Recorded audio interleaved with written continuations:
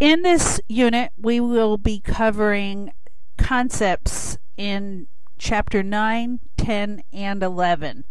So they are spread across the three. Chapter 9 is the most important one, and we cover that the most. I am going to break this up into 4 to 5 short segments so that you can do the pieces individually. This one is going to go over the beginnings of genetics and some of the terminology. So the beginning of genetics goes back to Mendel. He was a physician who was also a monk, and he looked at flowers. He didn't know anything about genes or the chromosomes, or he didn't know anything about those things because they hadn't been discovered yet. He did all his work way back in the 1800s. He did not get acknowledged for the work until about 1900. So the term genetics, which is what we're looking at, is the science of heredity. So what's heredity? Heredity is the transmission or the passing of genetic or physical traits from parent to offspring. So heredity is looking at getting the hair color you got. How is it passed on? Genetics covers all of that. Genetics is the main term that covers everything we'll be doing in the next couple of weeks. So why do children look like parents? Now, I had said heredity is the transmission or the passing on of traits. So Gregor Mendel, he decided to look at flowers and pink flowers versus white flowers. And why did pink continue to produce pink and white only produce white? He wanted to see what happens if he mixed up, because these flowers are self-pollinating. I'm going to be showing you a picture of it in a little bit. So it was Gregor Mendel. He did the work in the 1860s, and he is the person that everybody goes back to. He is the one who started to analyze how inheritance occurred. And he used garden pea plants, which come in flowers. They're very easy to grow. The traits or the characteristics that he studied were very easy to see. They were easily manipulated. In other words, because they self-fertilize, they have male and female parts, they fertilize themselves. But he was able to manipulate that. So what did he do?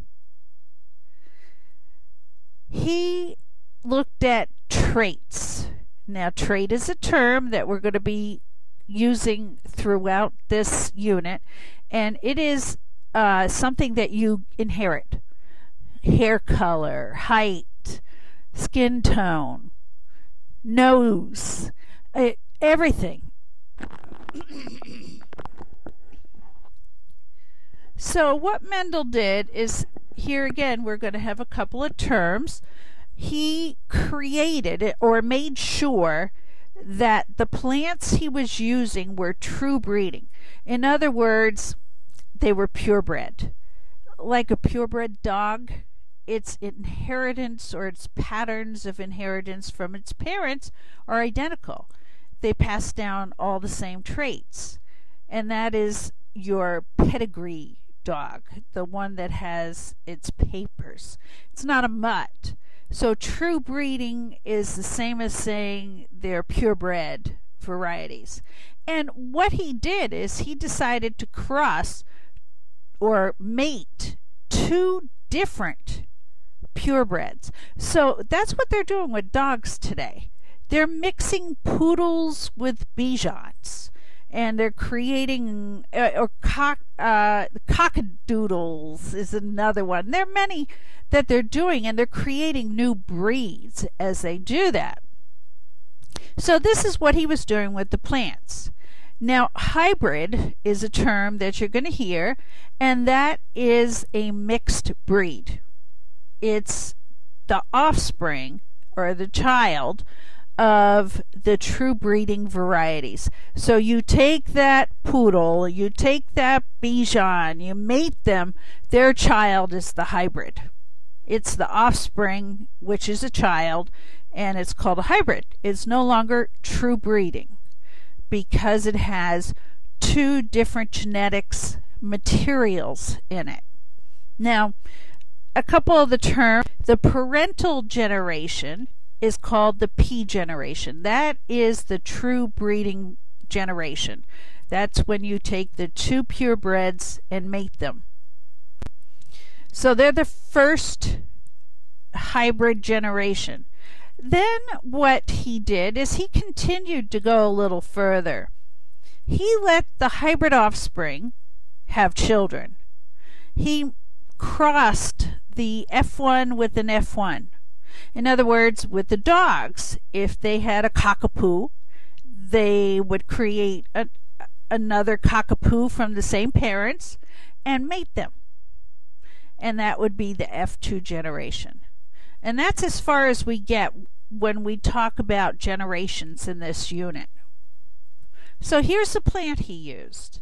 And I want to point out, the petal is the color. We'll be looking at that. There's two parts, the male and the female part. The carpel, which is that green center piece, produces eggs. The stamen, which actually makes the pollen, is the sperm. So what did he do? How did he do this? He had to manipulate these plants. So he removed the stamens, or the male part, from the purple flower.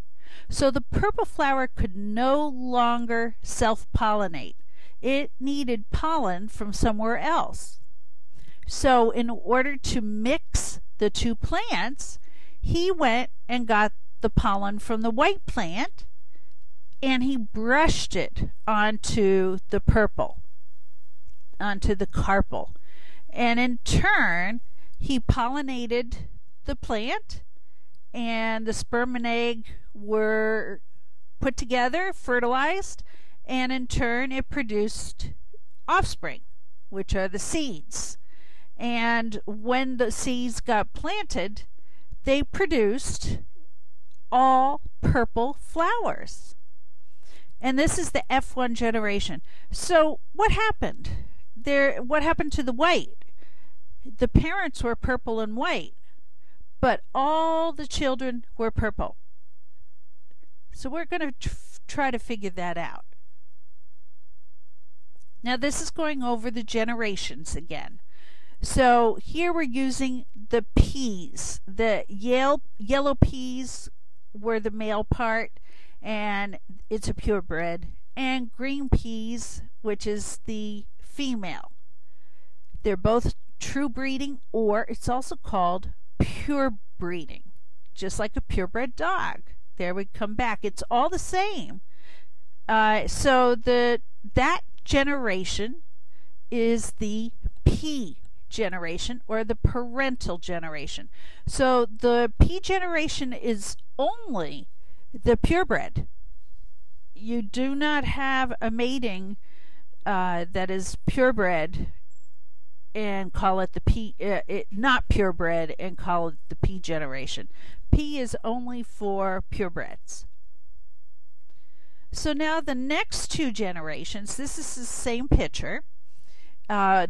The only thing you're seeing here is, okay, so you mate the yellow with the green, parental generation. The F1 generation, are called the first filial generation, is all yellow. No green. Greens disappeared. Just like the purple and the white flowers, the white disappeared and only purple. So this is the same thing that we're looking at. The second generation is when he allowed the F1 generation to self-fertilize. So the F1 mated with F1. No P's anymore. Only the children or offspring of the parental generation. He let them self-pollinate. The second filial generation, or F2, that is the results of the F1 crossed with F1, and lo and behold, there's green again. Not a lot.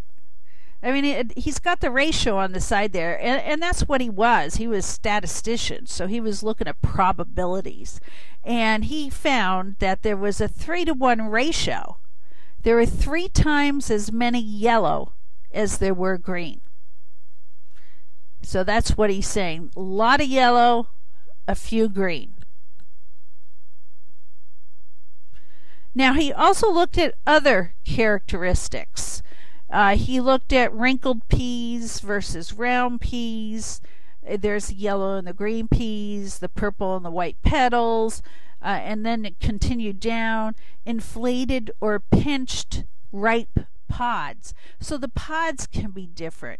Then he also looked at green or yellow unripe pods to compare them. Axial or terminal flowers. Axial mean they were down lower. And then long or short stems, were they tall or short. So these are the traits that he looked at. They were easy for him to control in the garden. So it was a good way for him to test the P generation, then the F1 generation, and the F2. He wanted to see if the same thing occurred across all of these traits. Okay, this is the end of the first part of this, and the next will continue to go on with some of the terminology.